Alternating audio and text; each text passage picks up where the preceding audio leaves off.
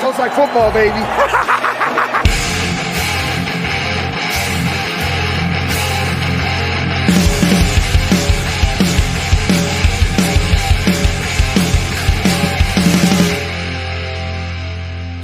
What up, guys? Welcome into the Fantasy Football Smackdown. It's July the 6th of recording this.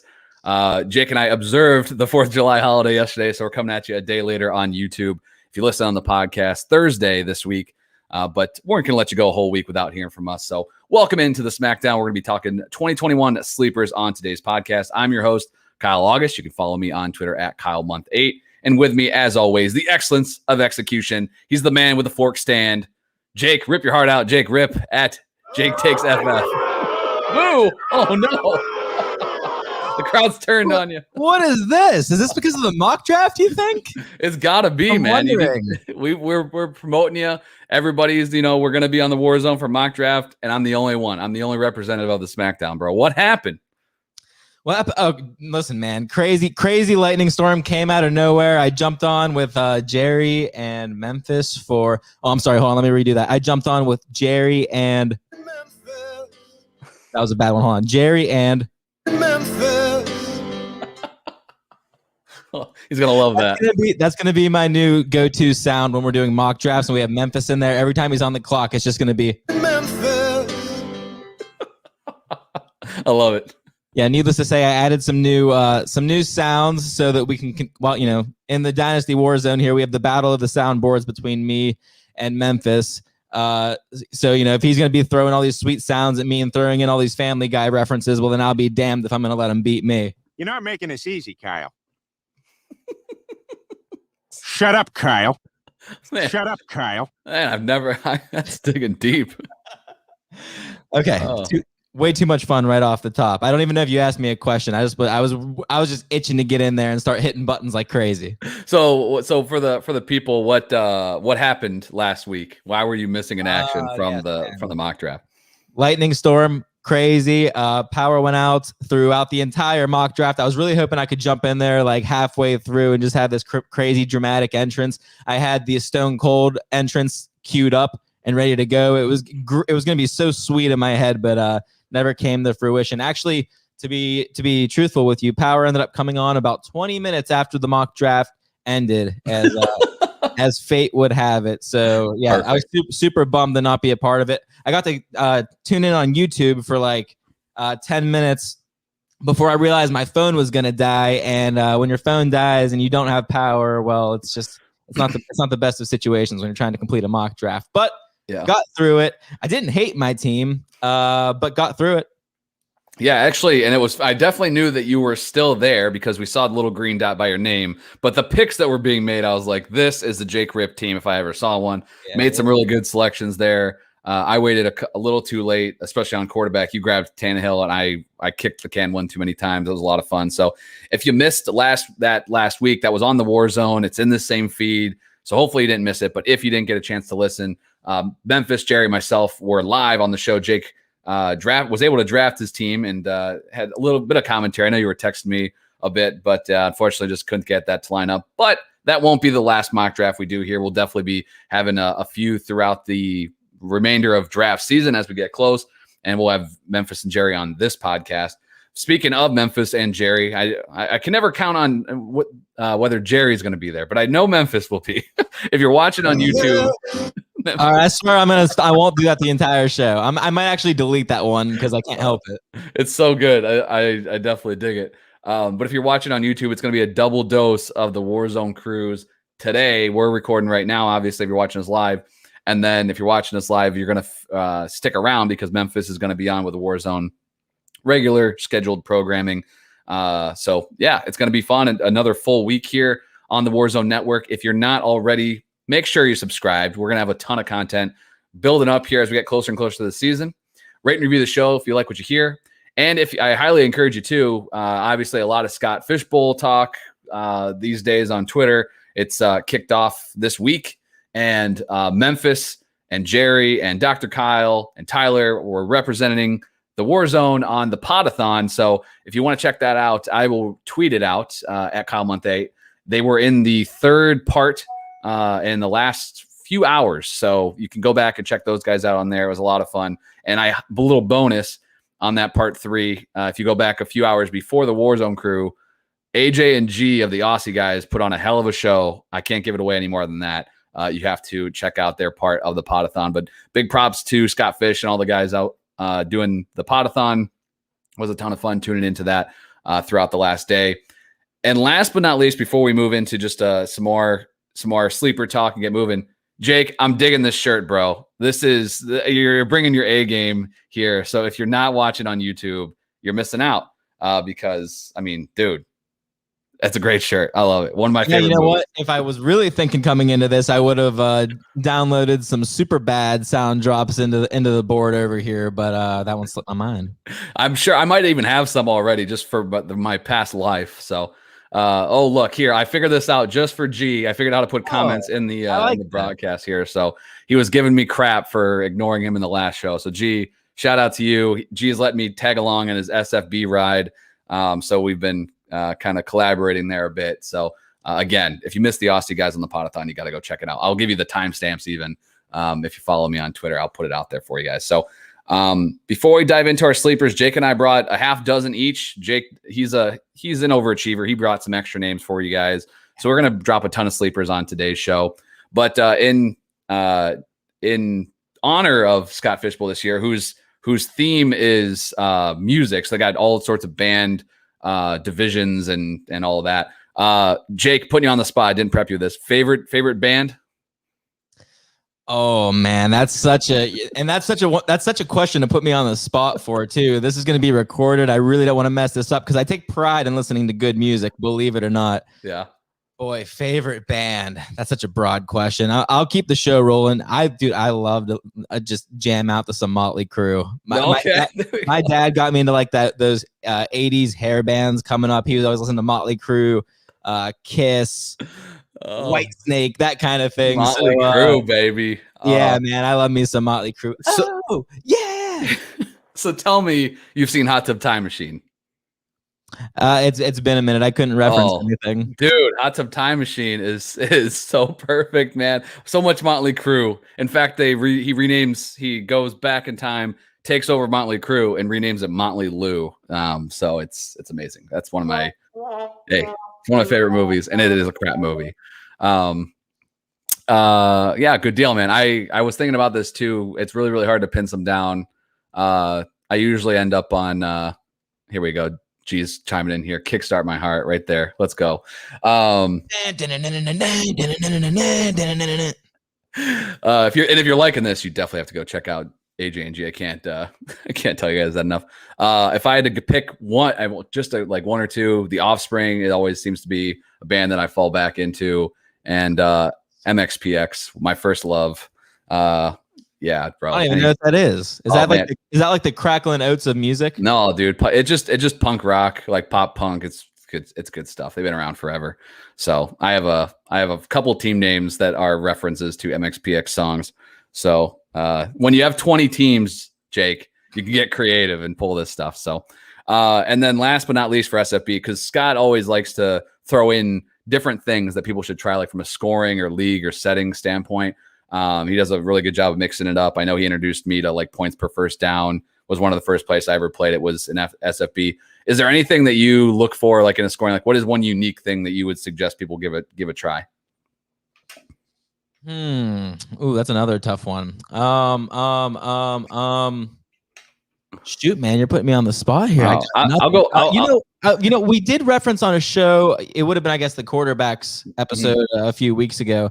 I find 6-point per passing touchdown to be interesting. It spices up the quarterback position a little more, and I think that's rare. I think I might play in one league out of a handful that actually does that. So I like 6-point per passing touchdown for quarterback. The default is, I'm pretty sure, is 4, like in everywhere else. So I can dig that. I think as someone that usually takes advantage of 4-point per passing touchdown, because I just go and always get those rushing quarterbacks. Right.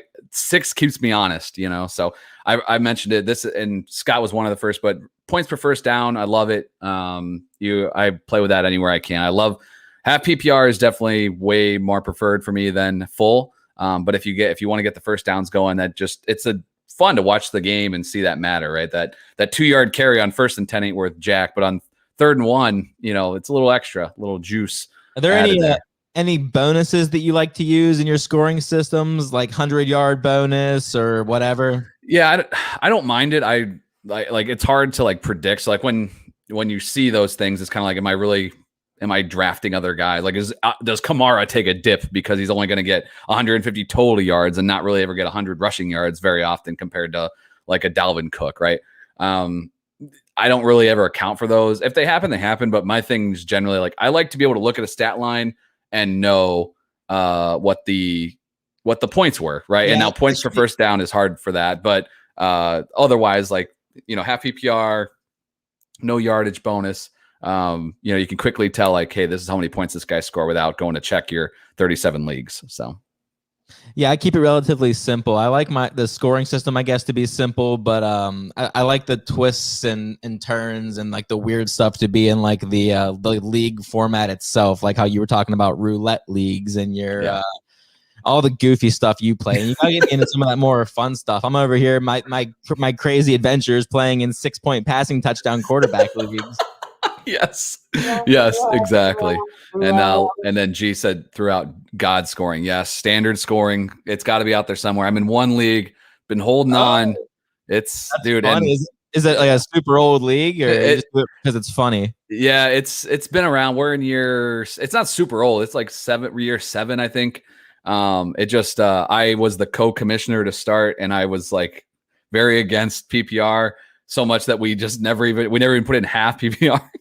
So it is a little depressing when you look at the scores on Sunday, because it's like, 90 to 70. That's all we did. That was it.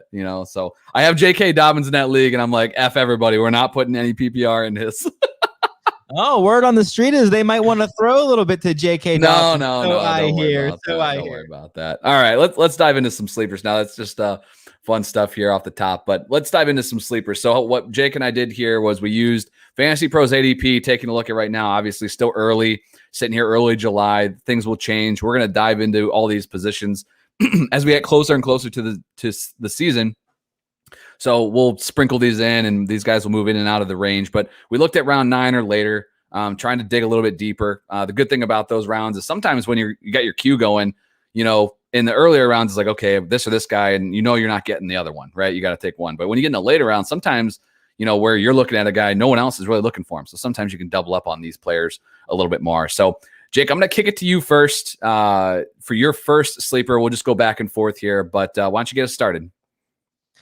Yeah, okay, so first guy we got here. I'm not digging super deep here. I think round 9 and above ended up being like 100 overall and above or something like that in the player rankings. Yeah. This guy here, 133 overall, being slept on.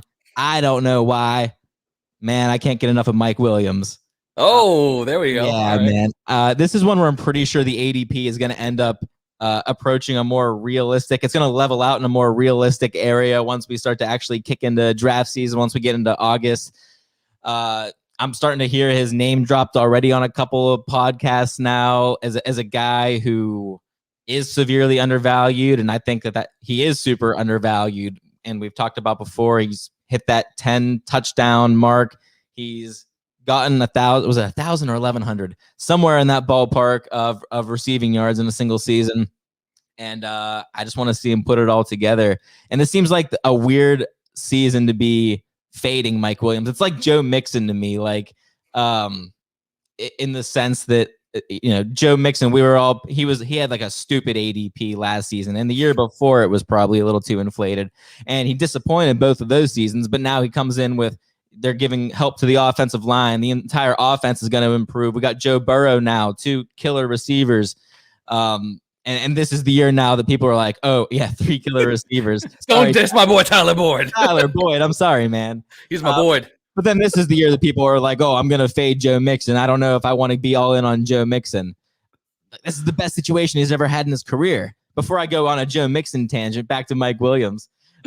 This is the best situation that he's going to have in his career. He's never hit 100 targets before. I think his highest was 90 2 years or so ago. I think he hits 100 targets this year. I don't see how he couldn't.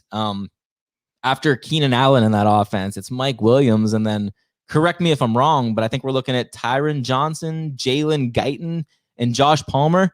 Like none of these names even, let alone a red flag, a purple flag, white. I'm not scared of any of these guys in the slightest. Mike Williams should have all the opportunity he needs to ball out. If he doesn't get it done this year, then he's just never going to get it done. And I don't know if that's going to be the case, man. Once upon a time, this guy was the seventh overall pick in the NFL draft. I'm a sucker for that kind of thing, especially when a guy's like plagued with injury and like goofy little things cause him to never pop off. Like I still want to hold on hope. And now that he's sitting here with Justin Herbert waiting in the wings, who averaged 40 attempts per game last season, 4th in the league behind Dak, Big Ben, and Joe Burrow. 2 of those guys didn't even play the entire season. I mean, Justin Herbert's just going nuts. Yeah. And I think it's reasonable to expect that maybe he takes another step forward here in his sophomore season in the NFL. So, I mean, all in on Mike Williams. If we want to talk about a ceiling, and you've referenced before what a high yard per reception guy Mike Williams is. I mean, when he gets, all he needs is 4 receptions to have a nice day.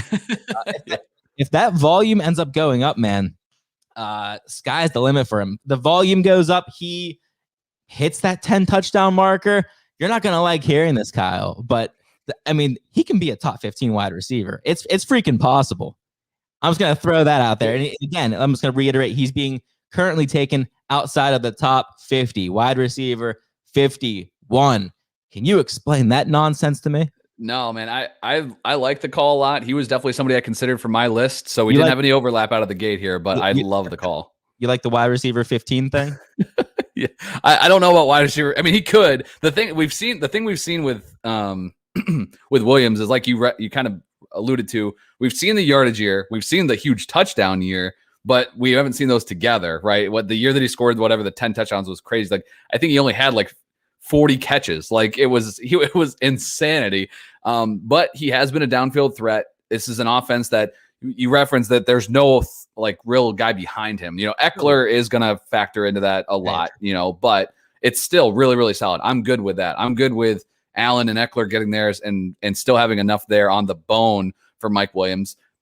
You know, we've never really seen Keenan Allen be a huge touchdown guy, so we can roll down that narrative street and, you know, allude to the fact that Williams should be a red zone threat with this up and coming option in Justin Herbert. Herbert also had a bunch of goal line like rushing touchdowns last year. We'll see if that continues. You know, if those things are repeated, then maybe that tempers Mike Williams' red zone output just a bit. But I still think that he's somebody you're definitely taking a shot on him in the 130s. Are you kidding me?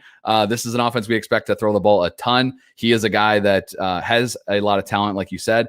And my favorite thing that I always like betting on is money, baby. Contract year. Mike Williams is trying to get that bag. Corey Davis had his 5th-year option declined, right? So he's already hit free agency. He got his money and had his best season, right? No coincidence. Sorry, guys, but this is how it is.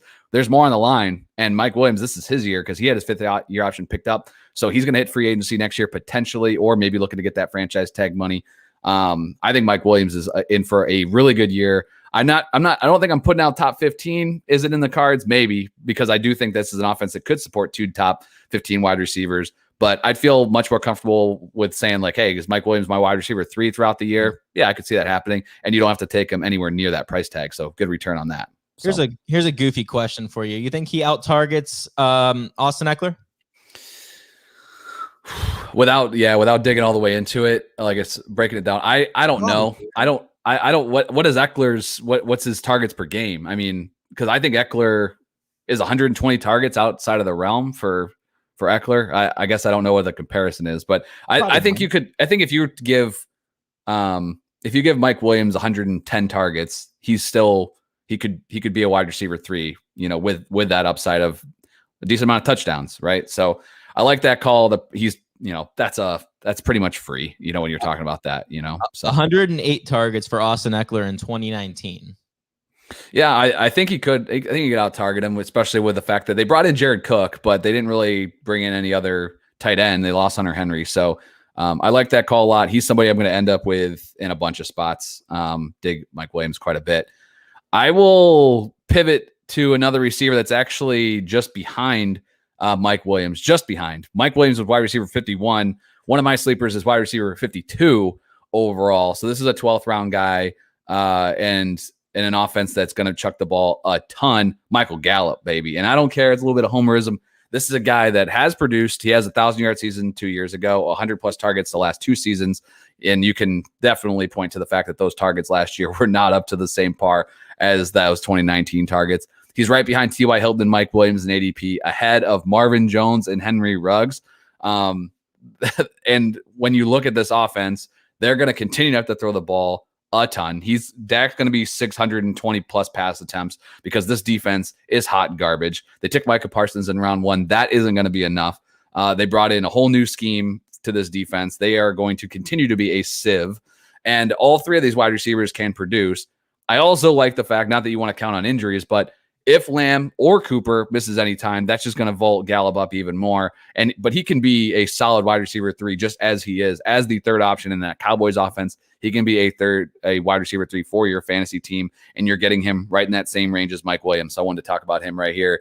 Gallup is somebody. It's crazy how late he's going. As long as he stays, if he's in round 9 or later, I will end up with a crap ton of Michael Gallup. And if his ADP sticks at 138 ish overall, he's going to be on almost every one of my teams. So let's hope that he hits. But I love some Michael Gallup. Jake, am I crazy? Is this Cowboys homerism going out of control? No, I don't think it's out of control. And I love Michael Gallup. I super loved Michael Gallup before they drafted CeeDee Lamb. Mm-hmm. Now I'm a little bit weary because of the whole, wide receiver 3 thing. But this is going to be an offense that's going to throw as much as any other team in the league probably this year. One of the best quarterbacks in the league, one of the worst defenses in the league. Yeah. You would know that my defensive coordinator is your former head coach. Yeah, true that. So I'll stick with one of the worst defenses in the league. But I love Michael Gallup as a talent, and I think it kind of sucks that it might just take an injury to Amari Cooper or to CeeDee Lamb for him to pop off. And actually, I don't even like the way I worded that, because I do think he's going to have games this year with both of those two. Everyone's active in the lineup. What's troublesome for me is you never know when that game's going to be. So unless you're playing Gallup in a pinch or in a bye week, which is great, I'd love to have Gallup be one of those substitute players in that situation. I don't know if I'm ever comfortable rolling him out there. If it's, if your league's formatted 2 running backs, 3 wide receivers, I don't know if I love him as my 3rd wide receiver, depending on how many teams are in that league. You said he's going what number overall? I was 138. He's right behind. He's just right behind Mike Williams right now.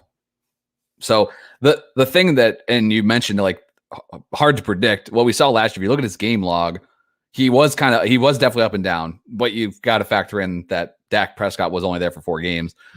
And unfortunately, we don't really have a lot of, a track record of this, because Lamb was obviously a rookie last year. So we'll see how this plays out for him. I think the other, and the last piece, and I'll kind of point to this a lot, the money. Gallup's heading into a contract year. So as much as that's another factor. I love the fact that while Cooper's an alpha, he doesn't demand 140 plus targets. He's around 120 target guy.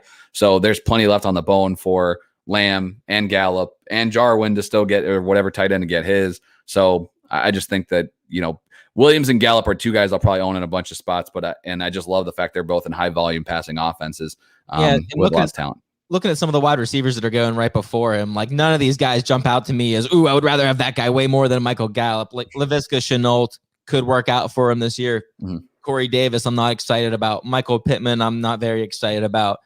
Jalen Waddle, I'm moderately excited about. You guys clowned me on that Jalen Waddle pick. You're all suckers. Cole Beasley, Antonia Brown, I like. Marquise Brown, I don't like. Mm-hmm. But in that range of wide receivers, if you're gonna pick out Michael Gallup, I've got no problem with that. He kind of stands out to me. It's just I really wish he was in an offense where, it's hard to complain about the offense, right? But I wish he was in a spot where he had a quicker path to more consistent volume, where I felt comfortable plugging him in as even a wide receiver 2, and not being like, oh my God, I hope he doesn't just catch 3 balls and leave me with 20 yards today. And I feel like there's going to be more than one of those games this year. But he's also going to have a couple games where he goes for 100 yards and 2 touchdowns. I think that's just going to be the Cowboys offense in 2021. Who's another sleeper for you, man? Let's see here. Oh, another guy that I brought up recently on this show. I figured that a lot of the names that we were going to be bringing up here were going to be of the wide receiver persuasion. That's usually, post round 9, you can capitalize on a lot of nice wide receiver values. But there isn't a lot of nice running back values at that point in the draft. However, at this point, as we check out ADP in early July, there is some nice value there. And I like me some Trey Sermon, who's coming in at running back 45 right now, 129 overall. And like Mike Williams, I feel like fantasy gamers are kind of, they're starting to catch on to the value that is Trey Sermon as running back 45 off the board right now. But again, I brought it up on the previous show. Jeff Wilson, he's going to miss the majority of the season with a knee injury. Kyle Shanahan, a coach who consistently likes to run a committee-style backfield, meaning that Raheem Mostert, though maybe dubbed the running back one in that offense, isn't going to get workhorse-style volume.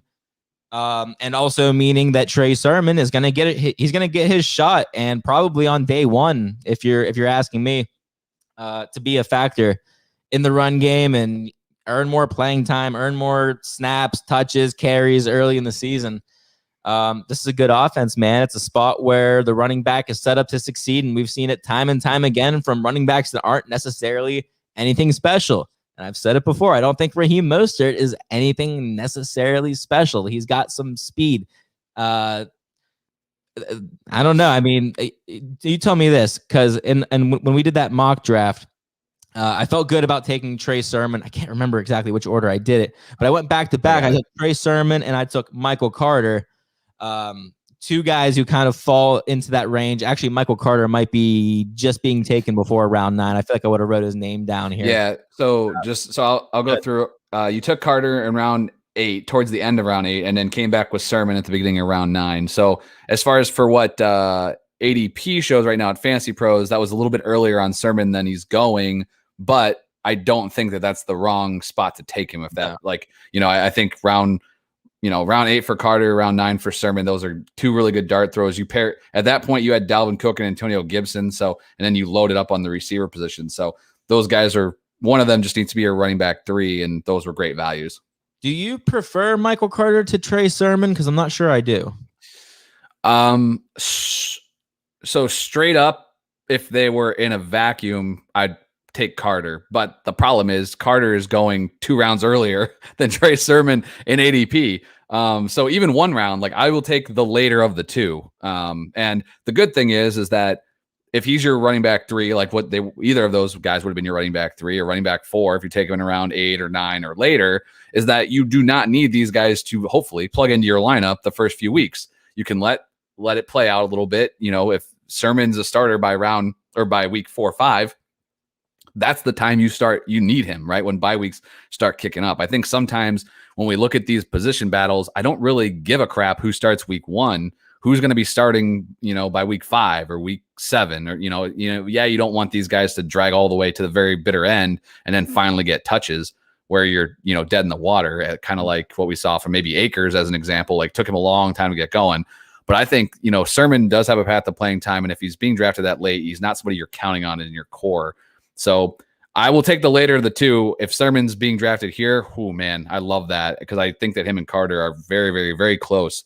So I'll just take whoever's later. That's kind of a cop-out, but it's a little bit of a cop-out. I was going to say ADP aside, I might prefer Trey Sermon. Mm-hmm. And I think just maybe their respective offenses are enough to tip the scales for me. I'm still very much staying away from anything. I'm not going to have many Jets on any redraft teams this year. Mm-hmm. I was going to say maybe Elijah Moore, but probably not even Elijah Moore.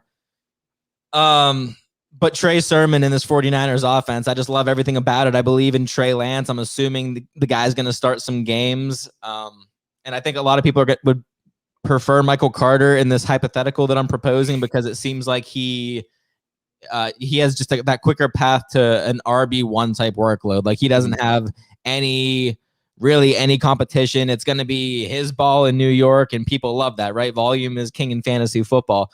But I think that Trey Sermon's just going to have such a higher ceiling playing in that 49ers offense, regardless of the fact that he's splitting carries with Raheem Mostert, besides the fact that he's the lesser half of a running back committee in San Francisco. I think that he's going to have some nice games. I think he's going to show out early in the season. And I think he's going to earn some more touches early in the season.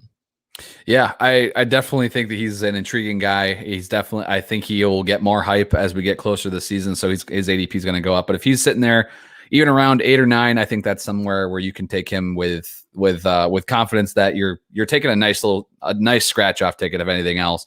And with Jeff Wilson now out of the way, and to kind of put a bow on it, because Sermon was one of my sleepers as well. So we have some overlap there. I knew that he would probably be on your list. The NFL likes Trey Sermon apparently better than Michael Carter, because Sermon was a 3rd round pick. Carter was a 5th round pick, early 5th, I think. But still, that's something to consider, that the 49ers thought enough of Trey Sermon to spend that pick on him. And this is a team that, knows damn well that they could just kind of plug anybody in there.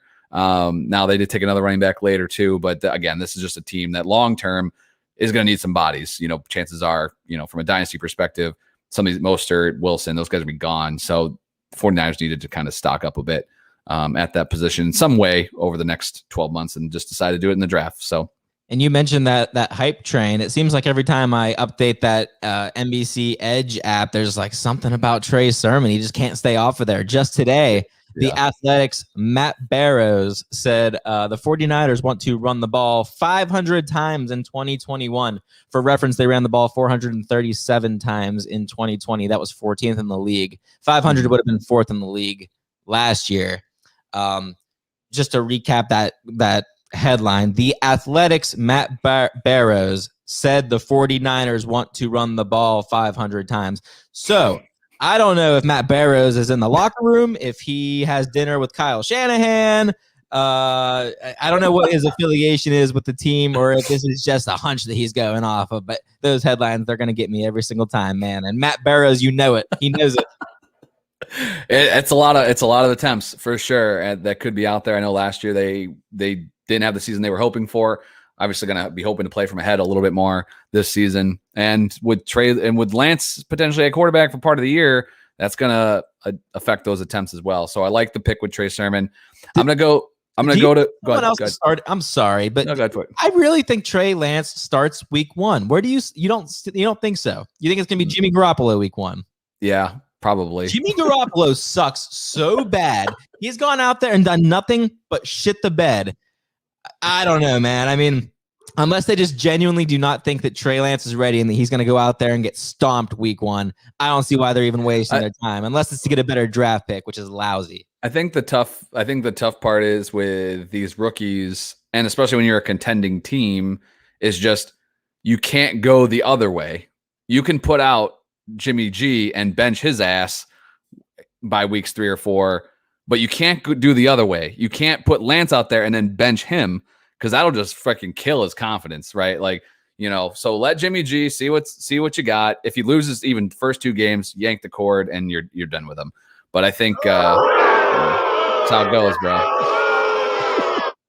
Look at all these teams that bring in these young starters where they have a guy and then they think they're contenders. Like the one that jumps out to me, and again, this didn't work out in hindsight for the Bears regardless, but when they drafted Mitch Trubisky, they did not start him right away, even though they didn't have any other great options. I think they had Mike Glennon. They still rolled out another veteran quarterback to start the year and then shifted to him. So I don't know where the other thing I like to point to, and I won't even risk looking this up because my computer. Well, you know what? Let's just bench Trevor Lawrence. They don't have a veteran starter, and that team sucks ass, so they don't need to worry about it. San Fran is a contending team, so they'll roll with Jimmy G to start the year.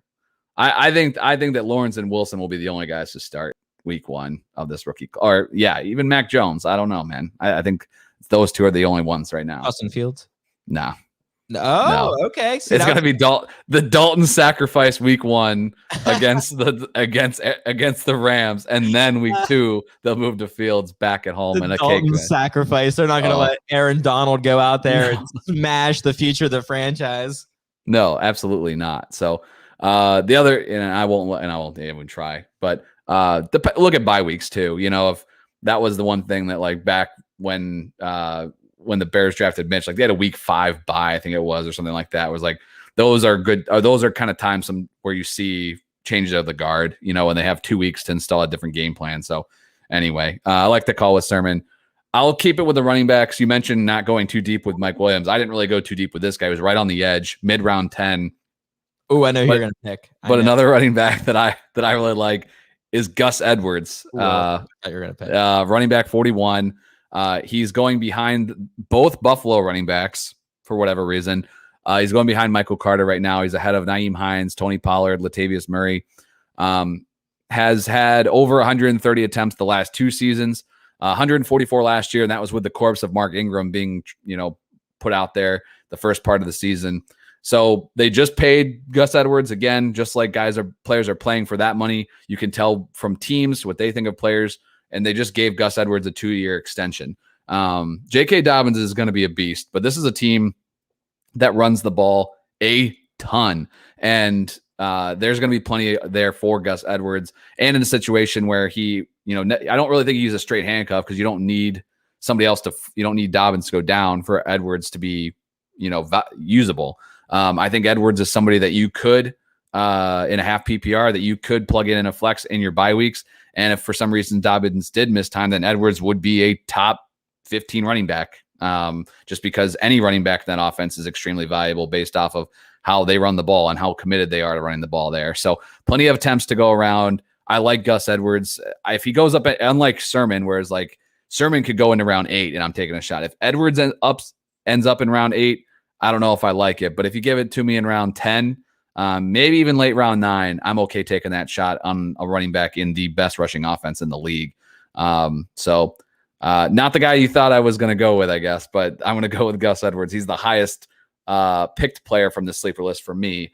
But a running back that I do like, going as running back 41 off the board. So give me Gus Bus. Thoughts on Edwards? I love it, man. Gus Edwards, he's one of those guys who just never gets his due. Like, the guy is sort of a baller.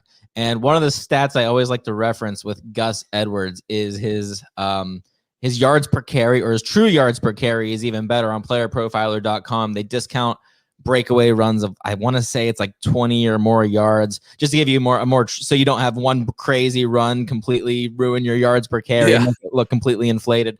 But I'm looking at 2018, 2019, and 2020, and Gus Edwards is at the top of the pack every single time. I just lost him here, but there he is. 4.8 yards per carry, 4.9 yards per carry, 5 yards per carry.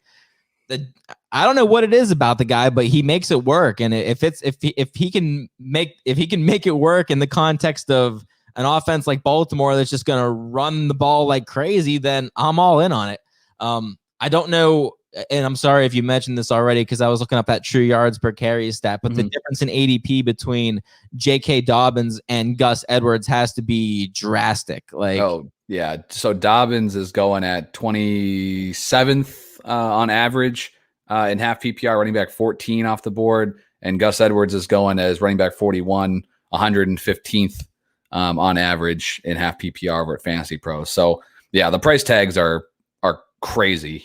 Like it's similar to the gap between Mostert, who's going in round 5, I think, and Sermon. So again, just getting a piece of that rushing offense for so cheap, and a guy that I think is going to see 100. I don't think it's out of the realm to see 170 attempts. No. The only thing that stinks is just nobody in Baltimore is going to catch passes, like literally no one, and especially not the running backs. So you can't count on that floor. But if you're looking at 10 touches as a floor, 10 to 12 touches as a floor, and then the upside of maybe a handful of weeks as the guy, you can definitely just play the matchups. And when Baltimore is going to be ahead, going with Gus Edwards, man, he's been the guy. He's been that running out the clock guy for them. So that's a guy that I think you can pick, and it's a nice scratch off in round 10. Yes, especially in a situation where, like you said, neither running back's going to catch passes, and we don't, and like the 49ers situation between the two running backs, we don't really know how they're going to split up carries between Gus Edwards and J.K. Dobbins, but no Mark Ingram in the picture now. So I'm on the Gus bus with you, man. I'm all in on that nice ADP that Gus Edwards is bringing to the table. All right, well let's keep this bus moving. And who's your third now? Just go ahead. Sleeper. What do you got? Oh man, you're gonna love this pick. This pick here is booming. Some might say. Oh God, I knew this was gonna be on the list, folks. Wide receiver 44. I mean, 116 overall. Oh, I didn't download the drum roll build up. Oh man, Antonia Brown. Come on. This is another one though that the fantasy community I think is kind of starting to come around on. You snuck it in there on that episode you had with Memphis. It was just you two, but you said something nice about Antonia Brown, and I was going to sound clip it and play it on this show because you've been giving me shit every time I bring up Antonia Brown, but I think deep down the dude has still got it. I feel like any given week it's going to be one of Chris Godwin, Mike Evans, or Antonia Brown, like how we talked about with the Dallas wide receiver situation. It's going to be one of these three wide receivers is going to put up 130 yards and 2 touchdowns. I truly just believe that's how the situation is going to be this year in Tampa Bay, and you're never going to know which one of those guys it is. But I'm not sure AB's odds of being that guy on any given week are that much worse than Mike Evans or Chris Godwin on any given week. And that being said, you can either pay up for Evans or Godwin in the 4th round, in the 5th round, or wait until the 9th or 10th round, wherever AB is falling in August, and capitalize on that sick Antonio Brown value. Yeah. Last season, Brown saw his first game action in Tampa in week 9. It wasn't until week 17 that AB saw his first snap share over 80%. What did the dude do? He went out there and caught 11 passes, 138 yards, 2 touchdowns. I think that a lot of people view Antonia Brown like in the same light as how that you view like Josh Gordon, in the sense that like you hear he's coming back in the league and you kind of view him as like a has-been. He had his good years, or in the case of Josh Gordon, he had his good year. Yes. But now it's like, well, he's 32 years old. He's the wide receiver 3 on the Bucs. They've got an old quarterback, and I don't know. It's like the allure of what Antonio Brown was just a couple years ago is just completely vanished. And while Josh Gordon is that has been, I don't think Antonio Brown is, man. I do believe he's still got it. I think he's still one of the upper echelon wide receiver talents in the league. Again, he was the best, the number 1 wide receiver in the league. And I don't think it was that close just a few years ago. So I guess just to wrap that up, he's certainly, I don't want to say a psycho. He's a little off his rocker, but he didn't forget how to play football in the past couple of years, and he's catching passes from a guy that he undoubtedly has some sort of connection with in Tom Brady. I think now that there's some sort of comfort level with him returning to the Tampa Bay Buccaneers, it's not this weird offseason he has with all these questions. Where am I going to play? How much money am I going to make? Where am I going to sign here? Yeah. He had a suspension he was dealing with. Now he comes in, clean slate. Let's just play football. Let's get back to doing what Antonio Brown does and just light it up. So I think there's going to be a lot of weeks where people are going to have Mike Evans on their roster, Chris Godwin on their roster, and they're going to be cursing to the skies because they're going to be watching Antonio Brown trotting down the field and doing some sort of new patented touchdown dance. It's just he's one of those guys. Yeah, that's right, baby. He's one of those guys. He's not just a super good wide receiver. Like, he's a step above that. And I just don't think that just vanishes over a season or two. I think he's still very much got it. And maybe all that being said, I'm very much in on Tom Brady still this year. That's a hell of a trio of wide receivers. What do you think of Antonia Brown? Give it to me, Kyle. I like it a lot. The value is really what it comes down to. You're talking Mike Evans, 37th overall. So you're talking early round 4, right?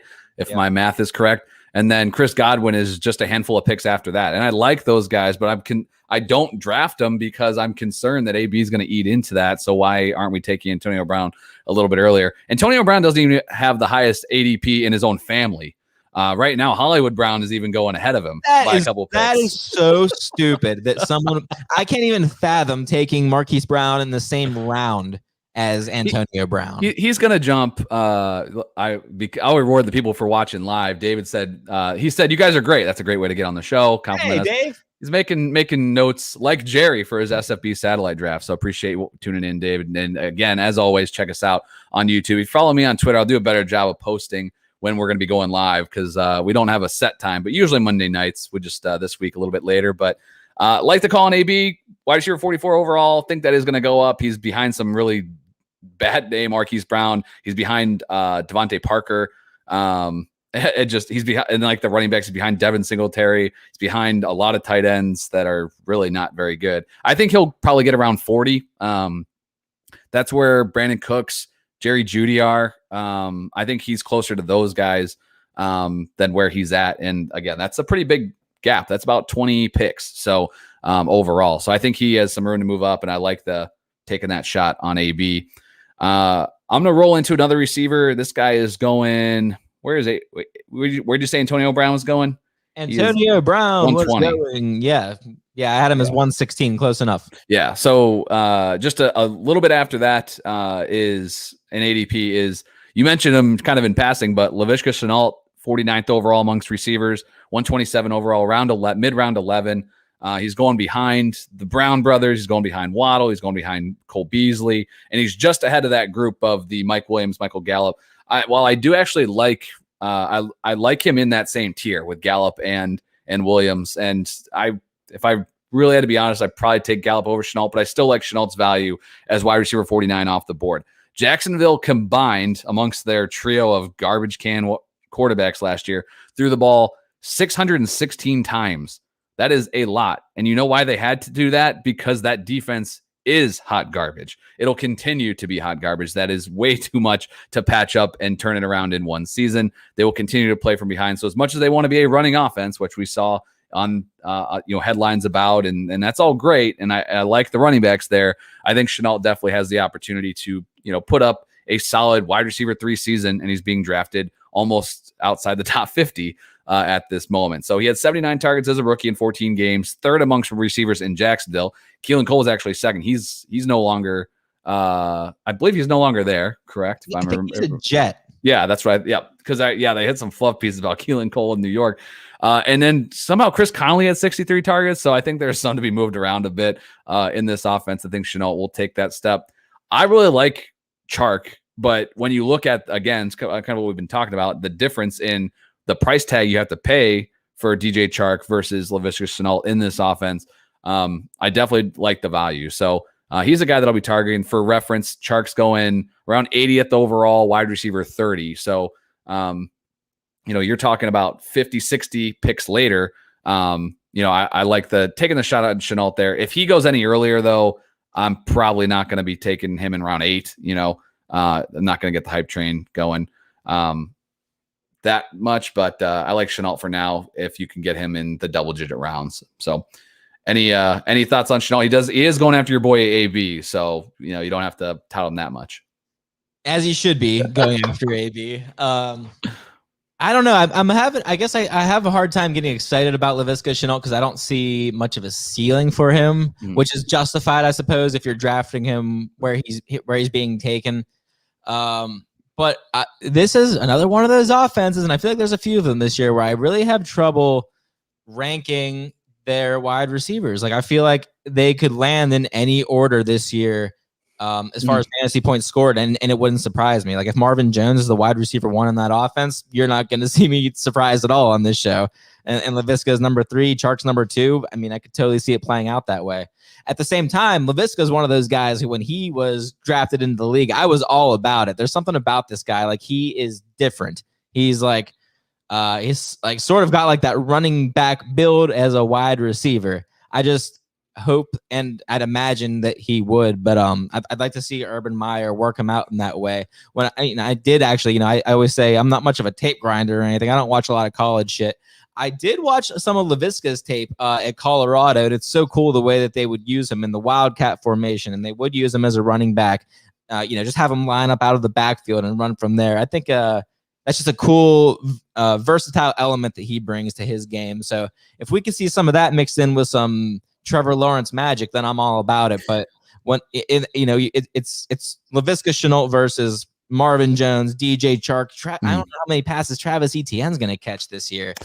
Yeah. So, and for reference to this, came up in the chat. Marvin Jones' ADP is about a round after Chenault. So going into without seeing any ADPs, like a couple months ago, I was like, man, Chark's going to go probably in round 6. And then I was like, I just thought Chenault was going to be around 7 or 8, like not too far behind. And I was all about it. Like, give me Marvin Jones then, because I know he's going to be drafted late. Everyone hates him, forever.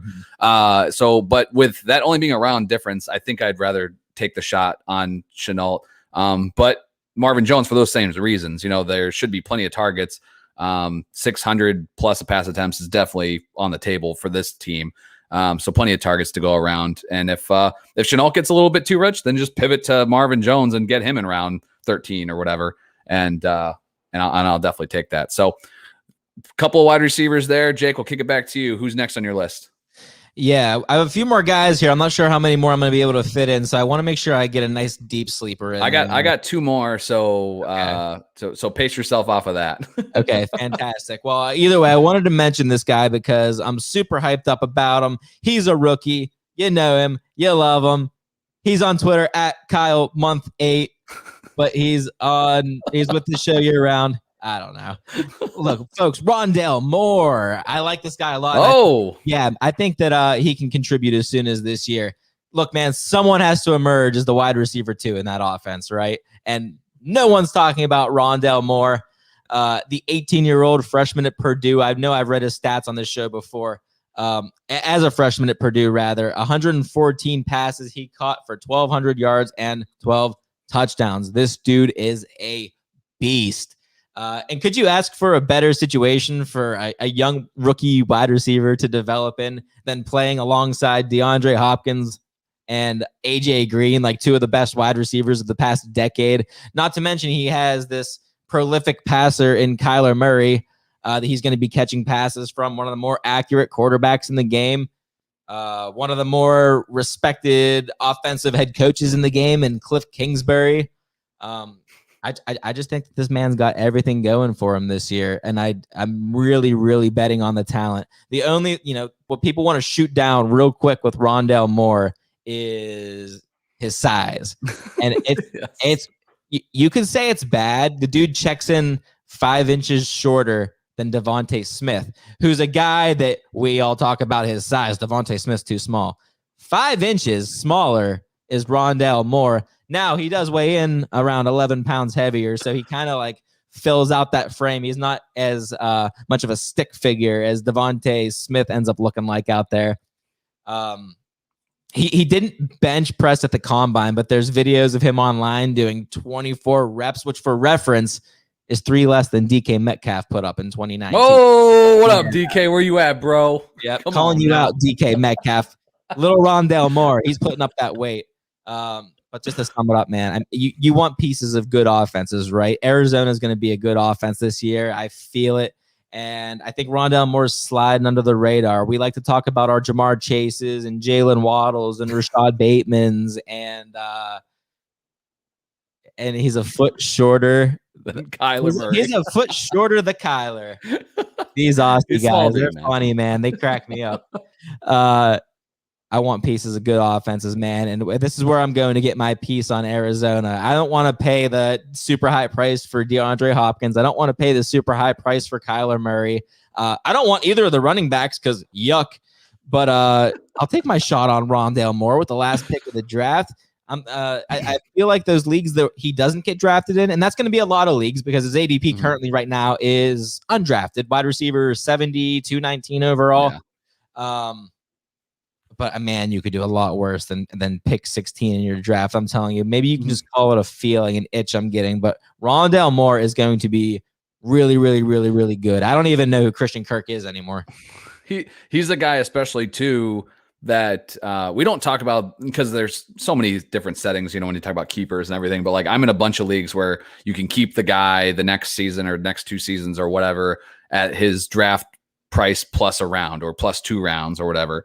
There's a lot of different settings with that, but like if that's somewhere that you play, in redraft keeper leagues, Rondell Moore is a guy that I would like, that's the kind of guy I'm penciling in at the end. Like, don't forget about this guy. Like, would I draft him over some of these other guys in a straight redraft non-keeper? Probably not. But if I can sneak him in with my last round pick and think, hey, maybe next year I get him for round 14 or 13 or whatever, or however it plays out, like I do like that, because he's a guy that's just not getting as much hype because there are some other bodies around, but he is definitely a talented kid in a good offense. I like that call. I'll piggyback off of that with giving you guys just a little bit more Elijah Moore, because that's my Moore of choice here. We knew that was the coming. SmackDown.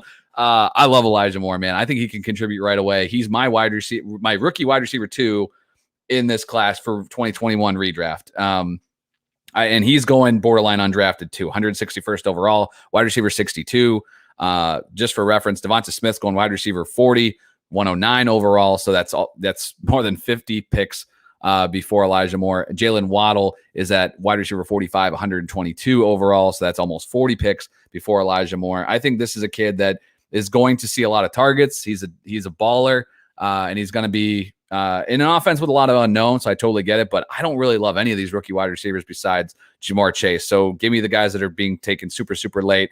Elijah Moore, maybe a little bit more on the radar than Rondell, but I think Elijah Moore is a guy that can see a lot of targets right out of the gate. I know they restructured Crowder and kind of put a damper on that a tad, but this is a guy that give me some cheap rookies, and both these guys are some good options. I like the Rondell Moore plays in a much better offense, but I think there's still some unknowns with this Jets offense that that's why he's cheap. And so Elijah Moore was on my sleeper list, so I'll just double that up right off the top here, and we'll see. I think we're going to maybe we need to make some wagers, I feel like, as we get closer to the season. I think we'll have a little bit more on more crime going on here on this show, because I think I dig that. Some more wagers. Yes. Boom. Nice job.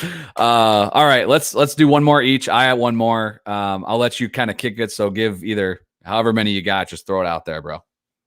Okay, so I was going to maybe bring up the whole Colts situation again, because all 3 of those guys are being taken in this round 9+ range, but I'm going to skip them. We've talked about the Colts before. You kind of get my feelings on that. Paris Campbell's underrated. But how about the Buffalo wide receiver 2 situation? I guess that's Cole Beasley, right? I feel kind of the same as I did about the Arizona situation. It's like someone has to emerge as that wide receiver 2. John Brown is gone. 115 targets in 2019. He would have had 100 targets in 2020 had he played 16 games. And again, like that Arizona situation, you want pieces of good offenses, and Buffalo is going to be one of those offenses. Cole Beasley commanded 100 targets in each of his past 2 seasons, both with Brown in the offense. There's no tight end of consequence on this team that's going to end up commanding a significant target share. So, you can maybe sing the Emmanuel Sanders song to me if you want to, who's being taken 30 or so wide receivers after Cole Beasley, practically undrafted. I'm not sure if I'm ready to buy into Manny Sanders, though. I see you're getting all excited over there, but there's something about the pre-existing rapport Cole Beasley has in that offense. We've already seen him do it. We've seen him do it with John Brown in the offense. I tried to get excited about Manny Sanders last season, and nothing freaking happened. So what's going to happen this year in Buffalo, Kyle? I think, if you're in a PPR league, you could draft Cole Beasley if you want, but there's just nothing attractive about having him on your squad. Like, okay, that's, what he could do. Emmanuel Sanders is free. He's freer than Rondell Moore right now. Yeah. So I'll take that shot on Emmanuel Sanders with my last pick. But so you're going with Cole Beasley, I guess. Is that who we're settling on here? Yeah, that's who I'm going to. Right. And you've nailed it. Settle on. Yes. I'll go with my last guy, and it's another running back. I actually took him in in the mock draft with Memphis and Jerry. The dude is being taken outside of he's double-digit rounds. He's mid-round 13 right now. Running back 50 off the board, 150th overall. That's Philip Lindsay. Oh, I was going to say it. I tried to cut you off. I knew it. Give me this guy. I get it. Houston's going to suck, but I think this is the running back to own there. He's way behind David Johnson when you look at ADP. So there's a path to playing time. We've seen it from Philip Lindsay in the past. He can do it between the tackles. I wish that we knew that he was going to see some more targets. That would really put me over the top. but he's behind Darrell Henderson and Alexander Madison in ADP. He's ahead of Marlon Mack and James White. Like those are carcasses on the side of the road. I'll take a shot on Philip Lindsay in mid-round 13. There's a path to playing time there. And again, let's take a look at the money. David Johnson probably isn't going anywhere as far as being cut. $4.5 million dead cap. Maybe they just say who cares if he's really not looking good. But he was serviceable last year. They probably keep him on the roster. They brought in Mark Ingram right away. Like the minute someone said free in free agency, they signed Mark Ingram. But they only gave him $500,000 guaranteed. That's an easy cut. And Rex Burkhead, who they signed just a few weeks ago and added to this room, he only has $125,000 guaranteed. Lindsay isn't a huge guaranteed number, but he is $1 million guaranteed. These are all cuttable guys for sure, but they gave Lindsay the most guaranteed money of this group that they brought in here. So when he hit the market, got scooped up by Houston Texans. And again, for free, I'll take Philip Lindsay and just see how it pans out. He's an easy cut, after week 1 or 2, if it's just not looking right. But this is a situation I'm going to be watching in preseason. It's not somebody I'm going to fall into running back 2 for my team. But if he can be a bye week filler, that's good value. So he's my last sleeper. I believe he's the best running back talent wise in that group at this point in the other running backs' careers. But yeah, man, I like the call of Philip Lindsay, especially if you are one of those people who believes there's going to be no Deshaun Watson this year. I guess it's reasonable to believe the Texans might lean a little more on the run in 2021 as evidence of their 3 starting running backs. So yeah, I think there'll be plenty there for Philip Lindsay. I like the pick, and I think a lot of people are going to sour off of him because they're scared of David Johnson and Mark Ingram, which is not good process. Right. And like I said, the guys that are going around him are just crazy. Those guys don't really, those guys need injuries, to be valuable. Lindsay can just go and take the job, while be it in a bad offense. So, Jake, we did it. This was probably our shortest show in a while, 1 hour, 2 minutes, but we knocked some sleepers out. I'm just happy I made it through the whole episode. This is like the first one in a month. Man, and I don't have to edit anything. Thank God. So that's always good times. But appreciate you guys tuning in. Sorry for a day later, but with the holiday and stuff, moved it around. But so you guys, we listen to this on Thursday. If you missed us on YouTube, I will continue to post. I will get better about posting this out there. I did it today, giving you guys a time you can check us out. Thanks to everybody that was watching this live. Threw some things in the chat. I'll try to integrate those here and there a little bit more too. Because it just adds to the fun. But Jake, any parting thoughts, any last words before we sign off here? My microphone's still being held up by a fork. I put it under the table now. I have it maneuvered in that way to try to get it, and it's rested pretty well today. So I think we're gonna stick with that. But I'll keep the audience updated. All right, good deal, man. Well, for Jake and myself, appreciate you guys tuning in. Rate and review the show if you like what you hear. Stay subscribed, and if you're on YouTube, hang out. You're going to get another alert here in just a bit as the Warzone guys will be taking over. So we'll be back next week. We're going to be continuing through this month with some breakouts, some busts. So stay tuned. We'll catch you guys next Monday night. We'll see you guys then.